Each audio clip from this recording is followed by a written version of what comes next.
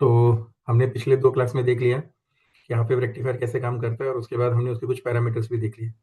अब अगर वो चीज़ समझ में आ गई तो ये वाली चीज़ समझने में ज़्यादा मतलब टाइम नहीं लगेगा, क्योंकि उसी का एक रेप्लिका है, उसी का डबल है ऐसा मान के चलो, क्योंकि वो हाफ वेव रेक्टिफायर था और अभी हम जो करने वाले ये फुल वेव रेक्टिफायर। ठीक है। तो फुल वेव रेक्टिफायर में और हाफ वेव रेक्टिफायर में एक ही डिफरेंस है, मतलब हमको क्या चाहिए उसके हिसाब से बोल रहा हूँ कि हाफ वेव रेक्टिफायर में जो आउटपुट आता है वो आपका हाफ ऑफ द वेव आता है, और फुल वेव रेक्टिफायर में हम लोग नेगेटिव साइकिल भी यूज करते हैं, उसको भी कन्वर्ट कन्वर्ट करते हैं।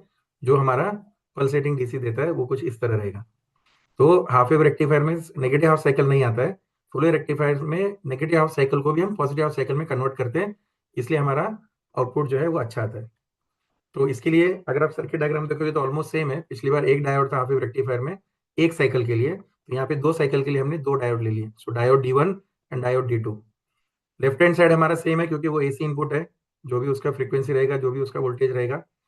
उसके बाद हमने ट्रांसफॉर्मर लिया, मैंने आपको बताया था transformer is generally use for isolation as well as high voltage to low voltage conversion के लिए या स्टेप डाउन के लिए यूज होता है। ठीक है। डायोड D1 हमारा पॉजिटिव हाफ साइकिल के लिए काम करेगा। During the positive half cycle diode D1 will work, during the negative half cycle diode D2 will work. I hope that this is clear now. और जो हमारा रजिस्टर मैंने यहाँ पे लगाया था, लोड रजिस्टर, उसको मैंने अंदर ले लिया है, और उसको हमने लाके ना ट्रांसफॉर्मर के सेकेंडरी के सेंटर पे हमने उसको ज्वाइन कर दिया।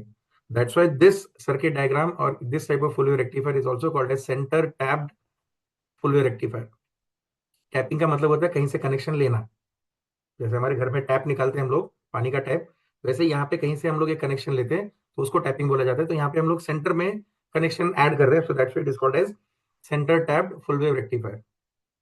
ठीक है। ध्यान में क्या क्या रखना है, लेफ्ट हैंड साइड हमारा सेम है ट्रांसफॉर्मर का। राइट हैंड साइड में हमारा 2 डायोड की बजाय हमने, सॉरी, एक डायोड की बजाय हमने 2 डायोड लिए, जो एक हाफ साइकिल के लिए काम करेगा पॉजिटिव के लिए, और ये नेगेटिव हाफ साइकिल के लिए काम करेगा। रेजिस्टेंस RL जो उधर था यहाँ पे भी लिया, कैपेसिटर भी हमने वहां पे भी लगाया था हाफ वेव रेक्टिफायर में, तो यहाँ पे भी लगाएंगे to get the smoother DC. Okay. अब हम जल्दी से इसका वर्किंग देख लेते हैं। तो वर्किंग बहुत सिंपल है। ड्यूरिंग पॉजिटिव हाफ साइकिल जैसे आपको पता है कि ऊपर वाला हम लोग प्लस मानते हैं और नीचे वाला हम लोग नेगेटिव मानते हैं, तो वैसे ही हमारा इंडक्शन होगा, ऊपर वाला प्लस नीचे वाला negative. Now the plus is connected to P side of the diode and this negative N is connected to P side of the diode. तो आपको पता है कि जब negative P side of the diode को connect होता है तो डायोड कैसा बिहेव करता है हमारा, generally this will act as reverse biased. और जब पॉजिटिव पी साइड को कनेक्टेड होता है तो this diode will act as forward biased.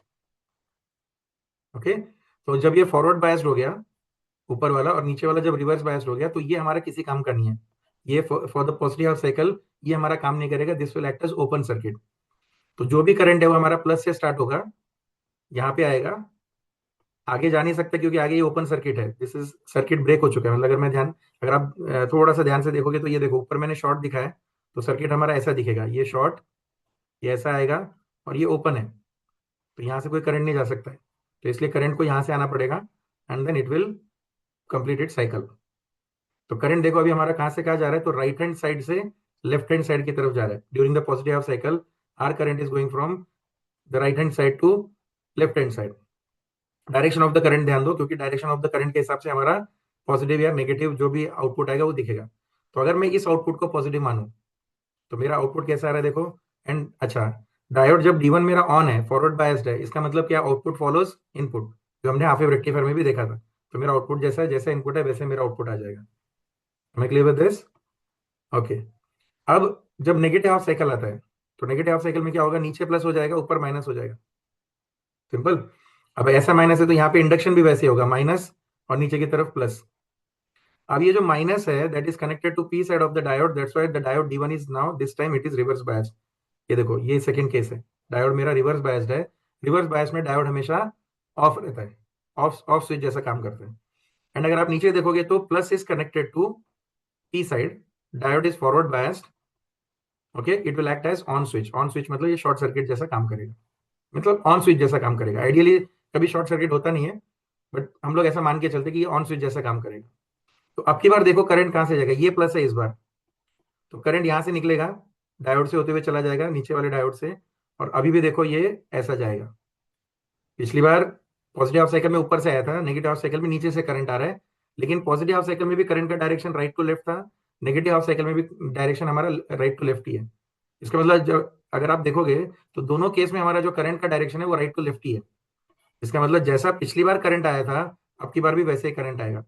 इसलिए दोनों साइकिल में, दैट इज दोनों हाफ साइकिल में, आपका जो आउटपुट है वो पॉजिटिव साइड ही आएगा। ठीक है, so that's why it is called as full wave rectifier. यहाँ पे देखो हमने नेगेटिव हाफ साइकिल को भी हमने यूटिलाइज कर लिया, that's why it is called as full wave rectifier. तो ध्यान में रखने वाली बातें क्या है? During positive half cycle D1 is forward biased, D2 is reverse biased, current flows in this direction. Okay, it is right to left. During negative half cycle, this is negative, this is positive. Diode D2 is forward biased, diode D1 is reverse biased, opposite.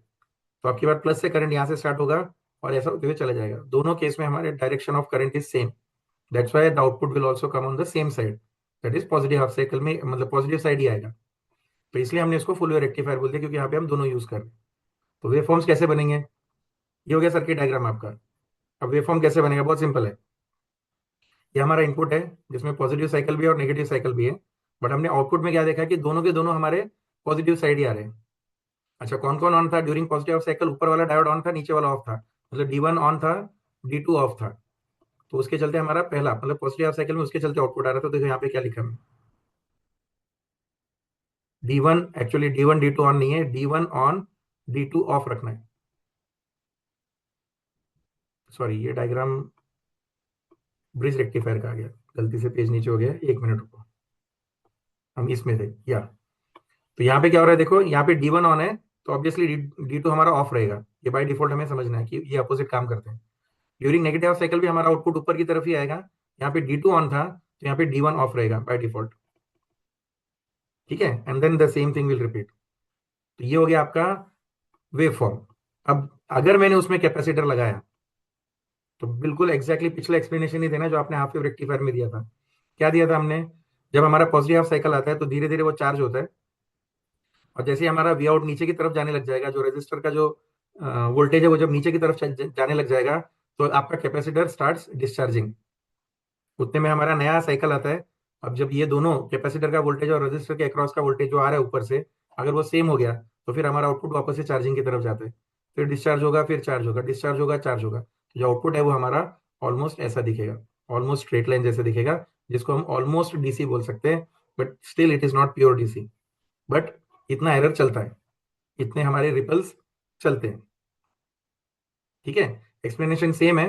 Half wave rectifier के explanation देख लेना capacitor वाला, और वही capacitor का explanation हमें यहाँ पे देना है। सिर्फ वहां पे एक ही साइकिल का हमारा चार्जिंग डिस्चार्जिंग हो रहा था, यहाँ पे हमारे दोनों हाफ साइकिल में चार्जिंग और डिस्चार्जिंग होंगे। That is only difference, rest of the explanation will remain same. और अगर टेबुलर फॉर्म में लिखा जाए तो क्या करना है हमें? ड्यूरिंग पॉजिटिव हाफ साइकिल कौन ऑन था? D1 ऑन था, D2 ऑफ था। Diode D1 was forward bias, diode D2 was reverse bias. Output follows input, जैसा है वैसे का वैसे आएगा, मतलब ऊपर भी पॉजिटिव था, हमारा भी ये पॉजिटिव ही आएगा। ड्यूरिंग नेगेटिव हाफ साइकिल, आपके नेगेटिव हाफ साइकिल में जब इनपुट हमारा नेगेटिव है तो हमारा D2 ऑन था, D1 ऑफ था। तो D2 on, D1 of, D2 is forward bias, D1 is reverse bias. तो आउटपुट हमारा कैसा हो रहा है? इसका उल्टा आ रहा है। देखो ये जो नेगेटिव हाफ साइकिल था इसको हमने उल्टा कर दिया। तो मैंने इसलिए यहाँ पे क्या लिखा, इट इनवर्ट्स इनपुट, इनपुट को उल्टा कर देगा। And then the same cycles will repeat, जैसे इनपुट वेरी करेगा वैसा आपका आउटपुट भी वेरी होता चला जाएगा। बहुत सिंपल सा एक्सप्लेनेशन है। ठीक है, तो ये आप centre tap full wave rectifier का एक्सप्लेनेशन है। FB का मतलब होता है फॉरवर्ड बायस, RB का मतलब होता है रिवर्स बायस। ये मैंने यहाँ पे लिख दिया ताकि आपको आपके रेफरेंस के लिए रहे कि मैंने FB का मतलब क्या होता है एग्जैक्टली। ठीक है, तो ये हो गया आपका explanation full wave rectifier using centre tap transformer. अगर ये वाला क्वेश्चन पूछा जाए 4 से 6 मार्क में, तो आप ये एक्सप्लेनेशन अच्छे से लिख सकते हो।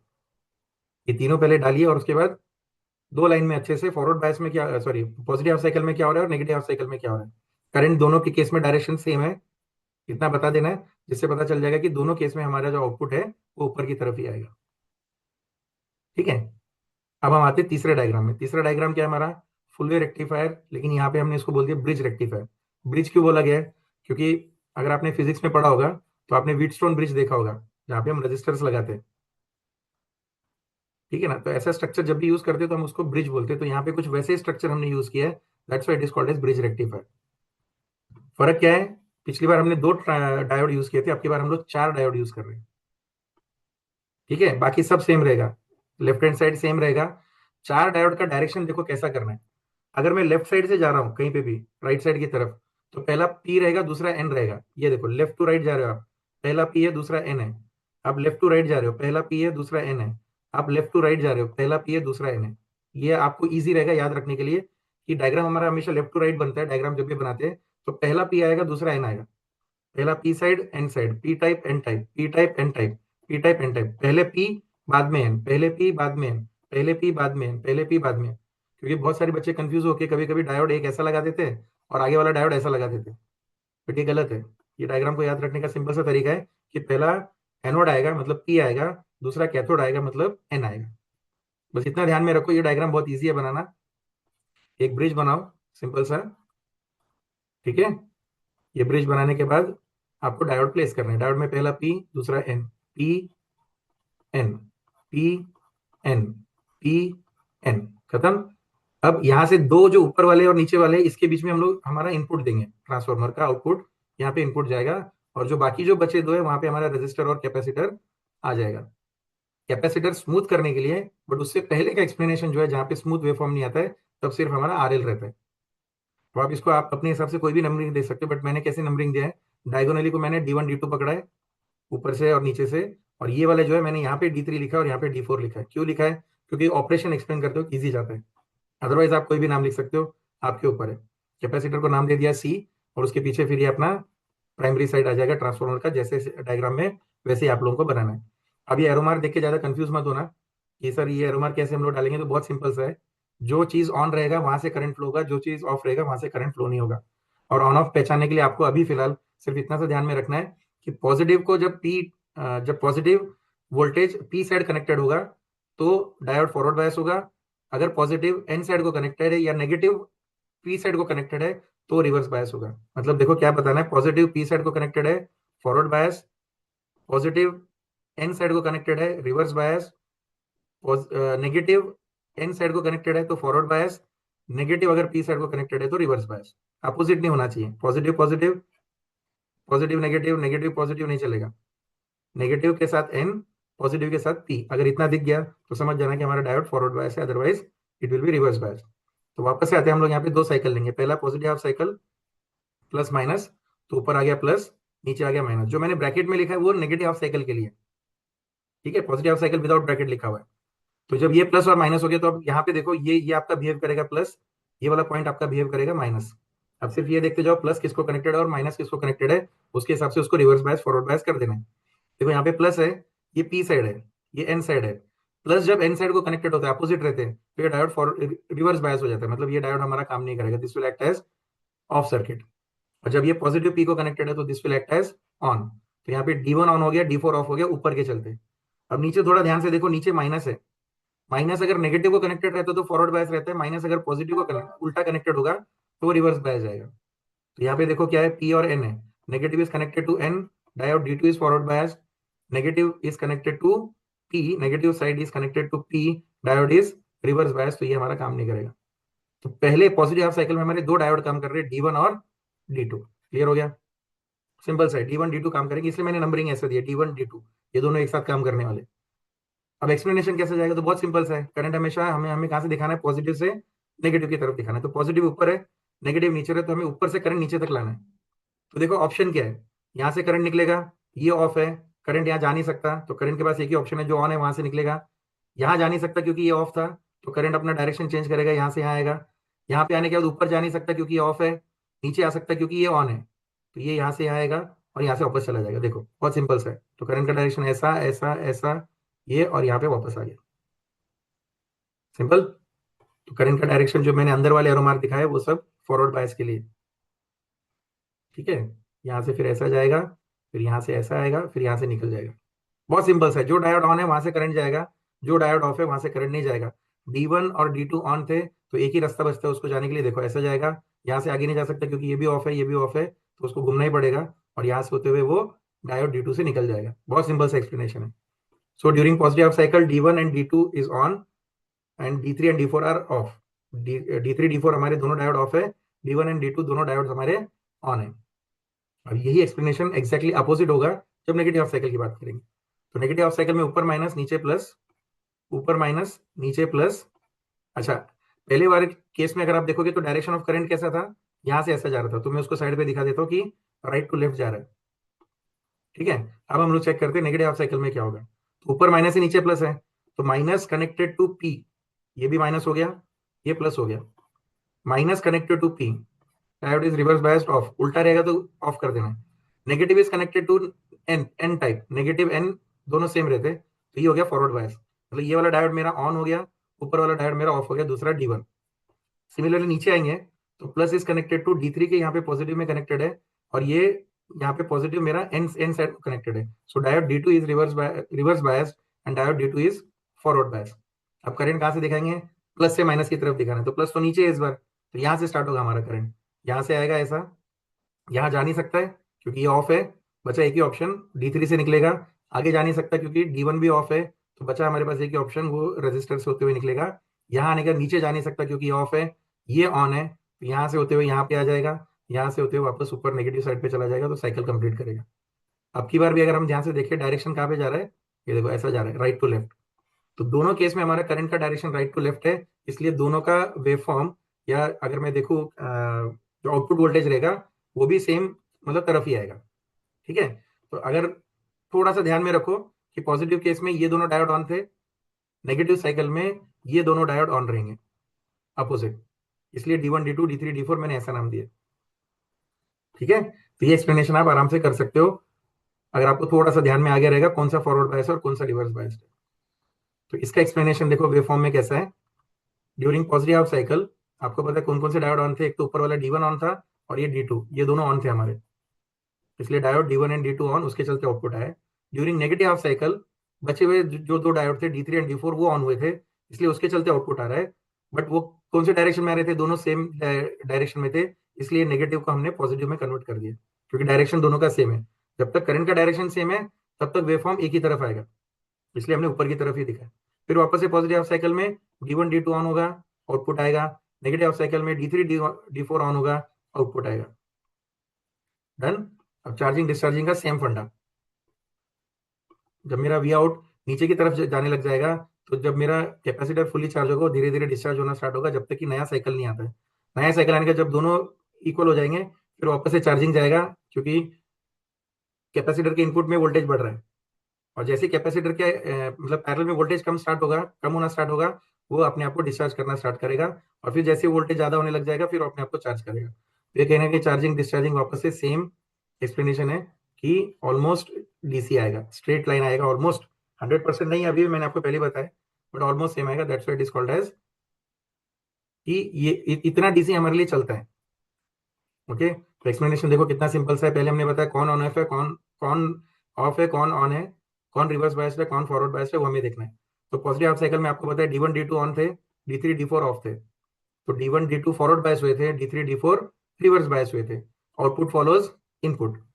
नेगेटिव हाफ साइकिल में D1 ऑफ था, D2 ऑफ था, D3 और D3 और D4 हमारे ऑन हो चुके थे, इसलिए ये दोनों रिवर्स बायस हो गए, देखो D1 D2, और ये दोनों क्या हो गए हमारे फॉरवर्ड बायस्ड हो गए।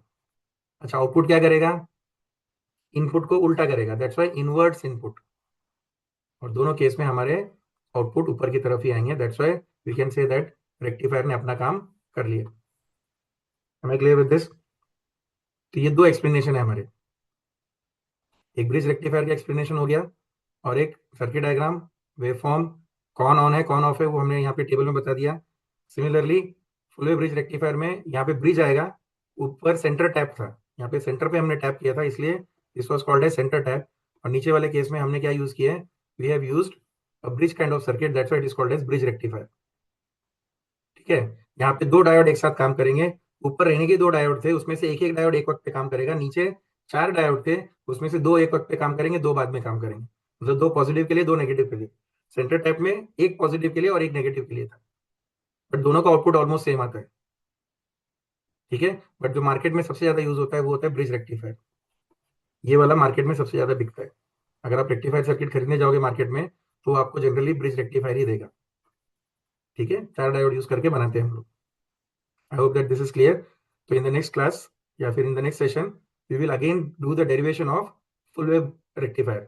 डेरिवेशन सेम ही जाएगा, सिर्फ थोड़ा सा डिफरेंस आएगा, वो मैं आपको बताऊंगा। इसलिए पहले हाफ वेव रेक्टिफायर का पहले देख लेना डेरिवेशन, तो फुल वेव रेक्टिफायर के डेरिवेशन में कुछ भी नहीं है, बहुत सिंपल सा, everything will remain almost same. ठीक है, तो मेरे हिसाब से आपको सब समझ में आ गया है। अगर फिर भी समझ में नहीं आया तो आप मुझसे पूछ सकते हो, कमेंट कर सकते हो, so that we can clarify your doubts. So आज के लिए इतना ही, हम यहीं पे रुकते हैं। Thank you, take care and bye.